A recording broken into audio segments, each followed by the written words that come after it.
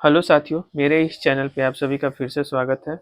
और आज की इस वीडियो में हम कुछ इम्पोर्टेंट करेंट अफेयर्स का क्वेश्चन करवा रहे हैं। आपको तो पता है कि हम अपने इस चैनल पे 10 से 15 मिनट हर दिन हैंड रिटन तरीका से कुछ महत्वपूर्ण करेंट अफेयर्स का क्वेश्चन करवाते हैं।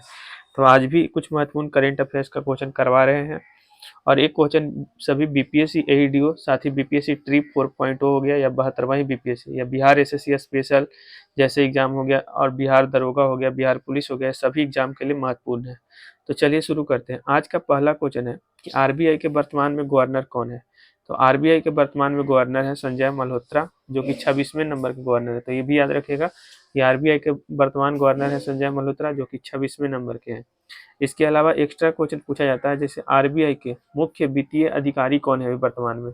तो आरबीआई के वर्तमान में मुख्य वित्तीय अधिकारी सुधा बाला कृष्णन है। तो ये क्वेश्चन आपसे पूछा जा सकता है। संजय मल्होत्रा वाला तो आपको आसानी से याद हो जाएगा कि आरबीआई के वर्तमान गवर्नर है संजय मल्होत्रा। ये सब याद करना थोड़ा मुश्किल होता है कि आरबीआई के मुख्य वित्तीय अधिकारी कौन है, तो सुधा बालकृष्णन। इसके अलावा आरबीआई के कुछ उप गवर्नर होते हैं, जैसे तो आरबीआई के 4 उप गवर्नर होते हैं, नाम याद रखिए। पहला है शिरीष चंद्र मुर्मू, दूसरा है पूनम गुप्ता, तीसरा है टी रविशंकर, और चौथा है एस जानकी रमन। तो दो गो तो हाल फिलहाल हुआ है, शिरीष चंद्र मुर्मू और पूनम गुप्ता का। इसके अलावा टी रविशंकर भी होगा और एस जानकी रमन, ये चारों जो है उप गवर्नर है आरबीआई के। तो इसको आप याद रखिएगा। इसके अलावा अभी एसबीआई के वर्तमान में अध्यक्ष कौन है, तो यहाँ से क्वेश्चन बनता है। तो एसबीआई के वर्तमान में जो अध्यक्ष है एसबीआई के, स्टेट बैंक ऑफ इंडिया इसका पूरा नाम होता है। तो स्टेट बैंक ऑफ इंडिया यानी एसबीआई के वर्तमान में अध्यक्ष है श्रीनिवासलू शेट्टी अभी वर्तमान में एसबीआई के अध्यक्ष है। तो ये भी आप याद रखिएगा। इसके अलावा कुछ प्रमुख बैंक जिसके एमडी और सीईओ हम पढ़ लेते हैं, जैसे बैंक ऑफ बड़ौदा। तो बैंक ऑफ बड़ौदा के वर्तमान में एमडी है देवदत्त चंद्र। तो ये किनका, बैंक ऑफ बड़ौदा का बात हो रहा है। तो बैंक ऑफ बड़ौदा के वर्तमान में एमडी कौन है, तो देवदत्त चंद्र है। और वही अगर बैंक ऑफ इंडिया का बात किया जाए तो बैंक ऑफ इंडिया के वर्तमान में एमडी कौन है, तो रजनीश कर्नाटक है। इसके अलावा पंजाब नेशनल बैंक के एमडी कौन है, तो अशोक चंद्र है। पंजाब नेशनल बैंक यानी पीएनबी, तो पीएनबी के कौन है, तो अशोक चंद्र। और इसके अलावा यूनियन बैंक ऑफ इंडिया के वर्तमान में एमडी कौन है, तो आशीष पांडे हैं। तो ये चारों याद रखिएगा। बैंक ऑफ बड़ौदा के देवदत्त चंद है एमडी, बैंक ऑफ इंडिया के रजनीश कर्नाटक है, पंजाब नेशनल बैंक के अशोक चंद्र है, और यूनियन बैंक ऑफ इंडिया के आशीष पांडे हैं। तो ये चारों आप याद रखिएगा, यहाँ से क्वेश्चन एग्जाम में दिखेगा आपको। चलिए आगे चलते हैं।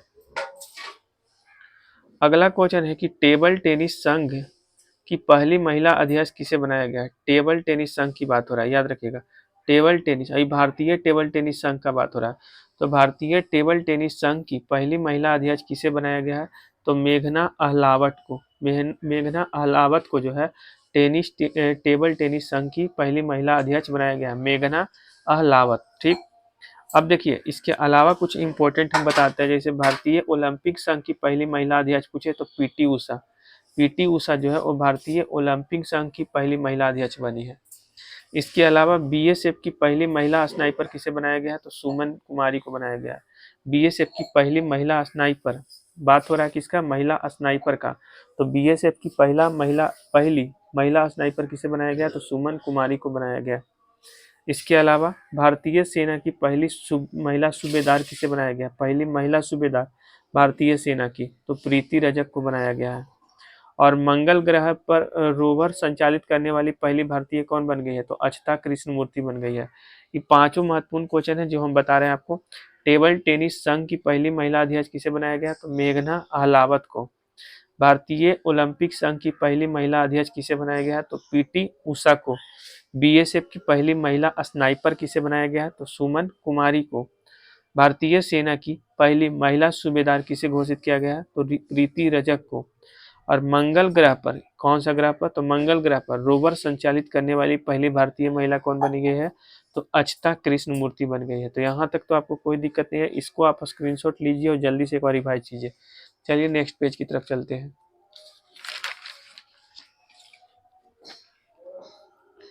चलिए अगला पेज का पहला क्वेश्चन है, पहले गणतंत्र दिवस 2026 का हम बात कर रहे हैं, रिपब्लिक डे 2026 का।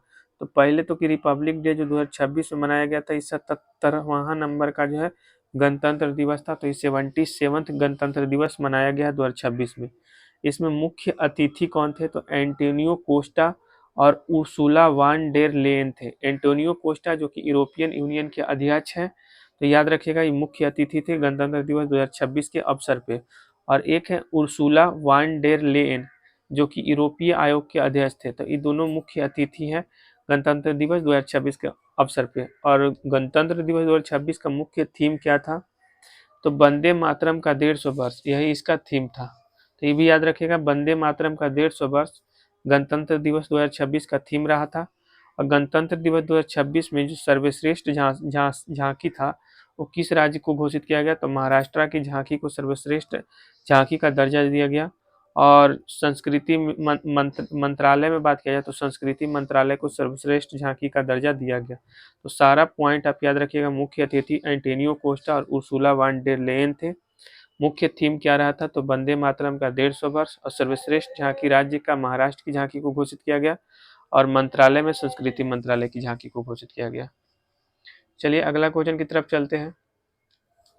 अगला क्वेश्चन है कि ड्रीम टेक्नोलॉजी का ब्रांड एम्बेसडर किसे बनाया गया है, तो ड्रीम टेक्नोलॉजी का ब्रांड एम्बेसडर कृति सेनन को बनाया गया। कृति सेनन को ड्रीम टेक्नोलॉजी का ब्रांड एम्बेसडर बनाया गया। इसके अलावा यूरेका फॉरबेस का ब्रांड एम्बेसडर श्रद्धा कपूर को बनाया गया है। यूरेका फॉरबेस का ब्रांड एम्बेसडर किसे बनाया गया है, तो श्रद्धा कपूर को।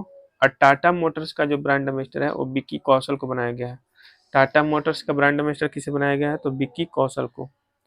और वर्ल्ड पैरा एथलीट का पूछा जाए तो कंगना रनौत को, जो कि सांसद भी हैं, मंडी के सांसद हैं। तो वर्ल्ड पैरा एथलीट का ब्रांड एम्बेसडर किसे बनाया गया, तो कंगना रनौत को। और खो खो 2025 का ब्रांड एम्बेसडर किसे बनाया गया, तो सलमान खान को।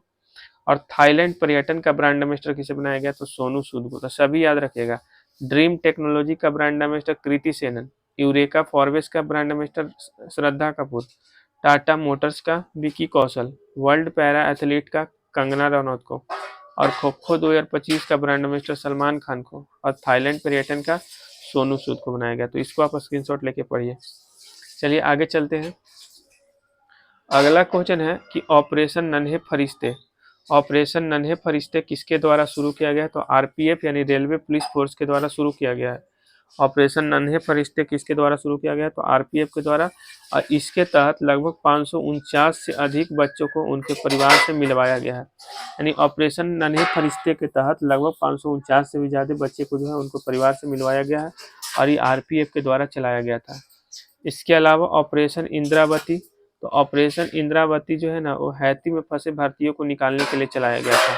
ऑपरेशन इंद्रावती भारत के द्वारा ही शुरू किया गया पहल था, जिसके द्वारा हैती में फंसे भारतीयों को निकालने के लिए चलाया गया था ऑपरेशन इंद्रावती। और ऑपरेशन मुस्कान 11 तेलंगाना पुलिस के द्वारा चलाया गया था। इसमें जो है 700 से अधिक बच्चे को शोषण से बचाया गया है।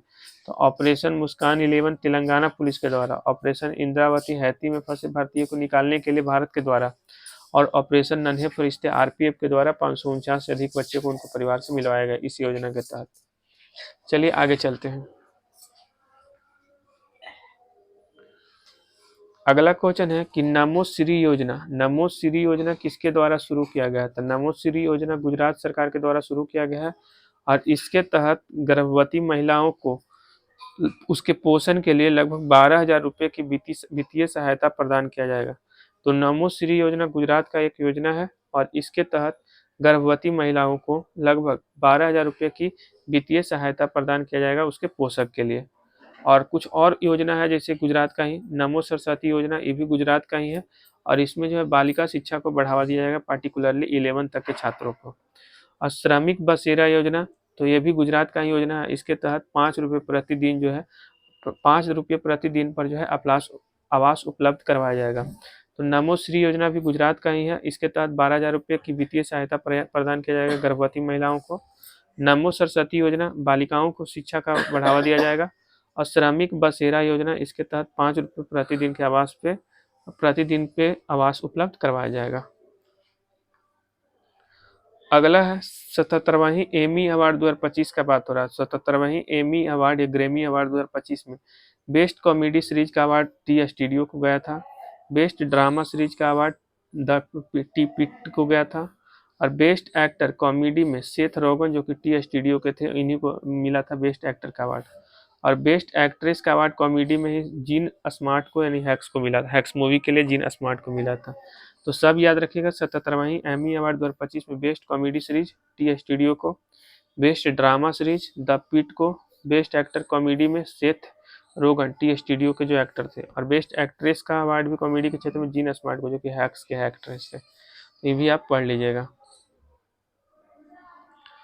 अगला क्वेश्चन है कि सैफ अंडर 17 फुटबॉल 2025 का विजेता कौन बना। सैफ अंडर 17 फुटबॉल 2025 का बात हो रहा है किसका, तो सैफ अंडर 17 फुटबॉल 2025 का विजेता कौन रहा, तो भारत विजेता रहा। और उप विजेता कौन रहा, तो बांग्लादेश रहा। विजेता भारत और उप विजेता बांग्लादेश। संस्करण कितना था, तो 7वां नंबर का संस्करण था।